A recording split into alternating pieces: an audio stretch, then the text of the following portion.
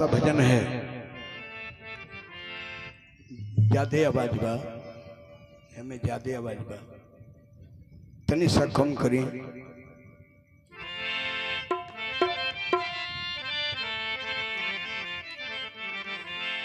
दूसरा भजन है जो ये बड़े बड़े मकान बने हुए हैं, सपने का है और कहा कभी कि मन सपना के महल बनावे, मन सपना के महल बनावे, दुनिया भेदा चलावे, जिंदगिया के खेला समझ में न आवे, जिंदगिया के खेला समझ में न आवे।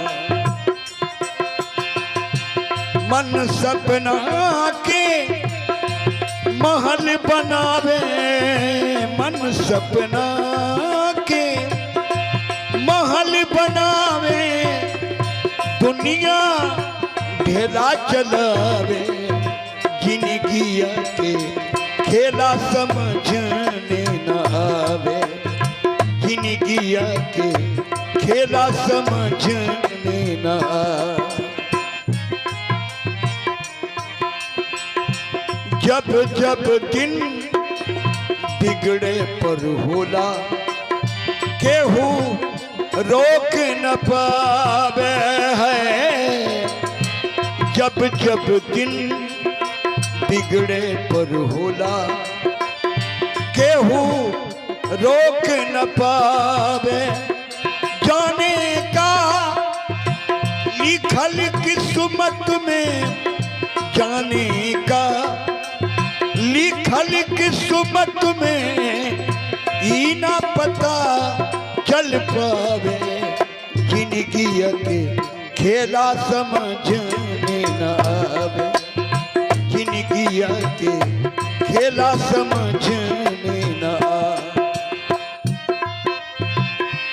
मन सपना के महल बनावे, मन सपना के महल बनावे, दुनिया ढेला चलावे, जिंदगिया के खेला समझने न आवे, जिंदगिया के खेला समझने न आवे।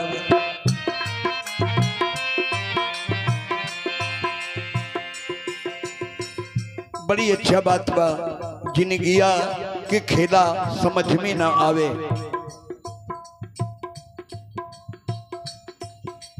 ध्यान दे जग जेकर जग जीवा, जेकर दुनिया बा, जेकर 84 लाख योनी बनावल बा, ई जौन लीला वहां का करी ले, उ लीला आज तक ले केहू के समझ में नहीं खियाई, केहू के समझ में उ लीला अइबे न कइल न आई। काहे जितना भी लोग आज भी धर्मशास्त्र लिख ले बा, सब लोग अपन अपन अनुभव लिख ले बा, वास्तविक का बा ई केकरो पता नहीं खे, वास्तव में का बा ई केहू के पता नहीं खे। ई दुनिया हमनी का मंच पर बनी जा, ड्रामा करता नहीं जा, केहू ये दुनिया में आके झूला बनौले बा, ओकरा झूला के ड्यूटी बा, केहू चाट बना के बेचता, केहू जिलेबी, केहू इमरती, केहू खिलौना बेचता, आ केहू ज्ञान बेचता। लेकिन वास्तविक बात जिकरा समझ में आ गइल बा, उ तो कहीं पागल होके बैठल हुई। ओकरा से पूछब ये भगवान से मिले के स्रोत का बा, तो कह दीजिए नहीं खिजाना। जिकरा प्रभु जी से दर्शन हो गइल बा, ओकरा से रुआ पूछब जे रुआ के तेरे दर्शन हो गइल, तो कही हमरा दर्शन उर्शन नहीं खे भइल, हम नहीं खिजाना।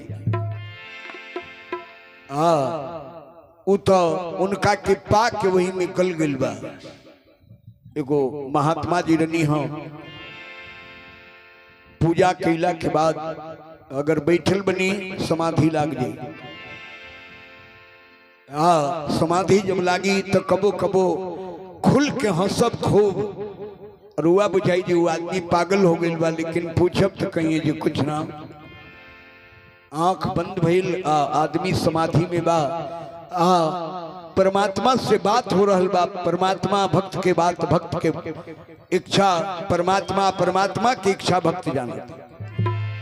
अब ऐसा मूर्ति से रुआ पूछब, तू केवल हंस के बताई हृदय में भाव का बा, आ प्रभु की झांकी कैसन बा ई ना बता पाई, आगे कभी बतौले।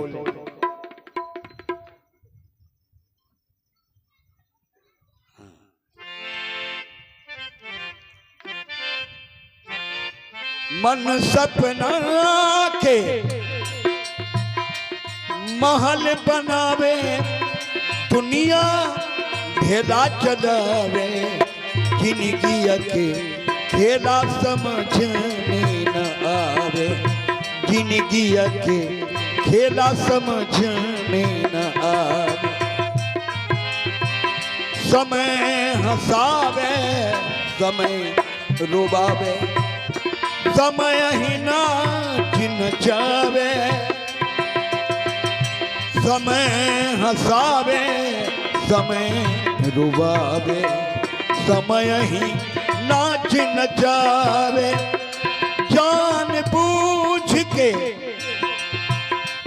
ना केहू मानी, जान बूझ के ना केहू मानी, आपन बगिया जगावे, जिंदगी के खेला समझ में न आवे, जिंदगी के खेला समझ में न आवे। लोग कह देला भगवान हमरा बेटा के मुआ देले, भगवान ये संसार के माली हैं। परमात्मा के मन में बाजे में जितना वृक्ष लगावल बा, कौनो सूखे ना, कौनो ना सूखे। तब रुआ कहे तब बेटा के तरह मर जाला। पाप अगर कैले बनी रुआ तो बेटा के कर मरी, पुण्य कैले बनी रुआ तो बेटा के कर ऑफिसर बनी, कलेक्टर के कर बेटा बनी, और हुए बेटा बनी। ऐसे इस संसार बनावे वाला बना दिले बा, सजावे वाला सजा दिले बा। एमे क्रम बा, रोज आवे के बाद रोज जाएगा। काले ठोकर लागल, एने जल यात्रा निकलल रहे, एने सेरुआ लगन आवत रहनी। ओकरा बाद मोटरसाइकिल पर आदमी रहे, पछिल को शनिचरी जौन मुन्ना मोटानी जी के मंदिर बा वही जा, उ तो दरे पर मर गई, मुड़ी फाट गई, दरे पर मर गई। जौन पीछे बैठे रहे वो झांकी में फेंका गई काल्हे के बाद। अब बतावल जाओ, ये जा रास्ता में आनंद के बरसा बरसता, मुन्ना मोटानी के मंदिर के लगे भगवती वो आदमी के बलि ले ले। यह संसार के नियम बा। इस संसार में जो आयल बा, रोज कर्म तेरे अच्छे हैं तो किस्मत तेरी दासी है, कर्म तेरे अच्छे हैं तो किस्मत तेरी दासी है, और विचार तेरे अच्छे हैं तो घर में मथुरा काशी है। विचार तेरे अच्छे हैं तो घर में मथुरा काशी है। चलिए हमरा झाल वादक जी श्री अनुरुद्ध शाह जी की तरफ से 50 रुपया के भेंट आयल बा। प्रभु जी की कृपा बनल रहो। और वो लोगन से निवेदन बा, जे आज ई यज्ञ के दूसर का दिन बा, एमे श्रद्धा से रुआ चंदा दी, दान दी। ये यज्ञ के पूरा करे के प्रयास करिए। अभी रुआ लोगन के गो ड्यूटी हो गई, ड्यूटी हो गई। आज बीफे हो, बुद्ध बीफे, सुख शनिचर अतवार तकली कार्यक्रम हुई, तो रुआ लोगन के ड्यूटी हो गई। हनुमान जी आ गई नी तो स्नान को के पत्रम पुष्पम फलम तोयम, पत्रम पत्ता मिल जाए, पत्रम पुष्पम फूल मिल जाए, फल मिल जाए और तोय जल मिल जाए। ऐसे ये 4 तरीका से परमात्मा के सेवा होला। ती चारू चाहिए। सुबह में स्नान को के कोनो काम करे जाता नहीं, 4 बजे भोर में मंदिर धो दी। जौने मन चाहे श्रद्धा से सुमन हनुमान जी के चढ़ा दी, एगो फलबा चढ़ा दी, अगरबत्ती दिखा दी, अपना काम में जाई। लेकिन अतवार के बाद रुआ लगन के सुमार से ये ड्यूटी बन जाई, ये काम के रुआ करेगा। संसार में केहू ज्ञानी ना हो आ केहू मूर्ख ना हो। बेटा जहिया चले के लूर नहीं खे तहिया रुआ चलावे के सिखावत तनी। शरीर वृद्ध हो जाई तो बेटवा कही बाबू बोले के लूर ना आवे तो काहे के बोले लो। अब देखी समय बदलल। समय बदल गई। जौना के चले के लूर ना रहे आज रुआ से कहते जे बोले के लूर ना आवे तो काहे के बोले। आखिरी में कभी बतौल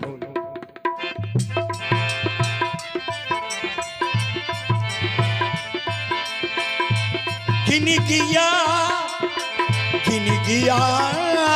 के खेला समझ में न आवे। गिनगिया के खेला समझ में न आवे। आखिरी में कभी बतौले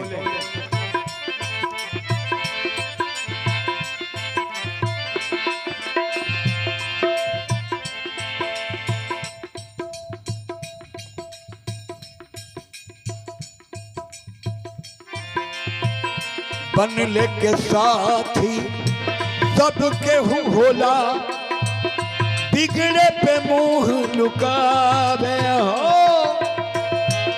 बनले के साथी सबके होला, बिगड़े पे मुंह लुकावे। सूरज के डूबते परछाई भी, सूरज के डूबते परछाई भी आपन साथ छोड़ावे। गिनगिया के खेला समझ में न आवे। गिनगिया के खेला समझ में न आवे। सूरज के डूबते परछाई भी, सूरज के डूबते परछाई भी आपन साथ छोड़ावे। गिनगिया के खेला समझ में न आवे। गिनगिया के खेला समझ में न आवे। गिनगिया के खेला समझ में न आवे। गिनगिया के खेला समझ में